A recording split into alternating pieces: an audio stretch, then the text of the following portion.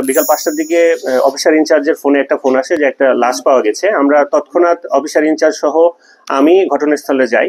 সেখানে আমাদের police super স্যারের নির্দেশে আমরা সেই লাশটা শনাক্ত করি এবং সেইখানে সুরতহাল করা হয় এবং আমরা দ্রুত আসামি গ্রেপ্তারের উদ্দেশ্যে নেমে পড়ি।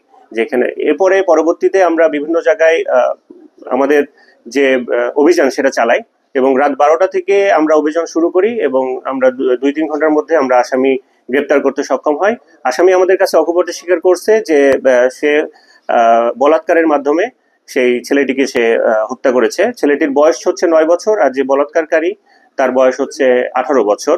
তারা সেই ঘটনা ইতিপূর্বে আরো ২বার ঘটিয়েছে এবং পরবর্তীতে তৃতীয়বার ঘটানোর পরে যখন এই আমাদের ভিকটিম হুজাইফা যখন এটা সবাই তার পরিবার পরিজনকে জানিয়ে দেওয়ার কথা বলে, সেই ক্ষেত্রে সে ভীত সন্ত্রস্ত হয়ে সে তাকে চড়-থাপ্পড় দেয় এবং তাকে বিভিন্ন চিপস এবং সফট ড্রিঙ্কস দিয়ে ভুলানোর চেষ্টা করে। কিন্তু তারপরও দেখা যায় যে সে যখন এই কথা বলতে উদ্যত হয় তখন তাকে শ্বাসরোধ করে গলা টিপে হত্যা করে।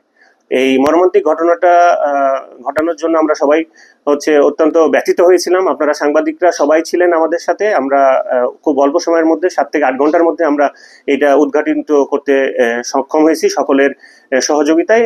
এই জন্য আপনাদের সবাইকে ধন্যবাদ।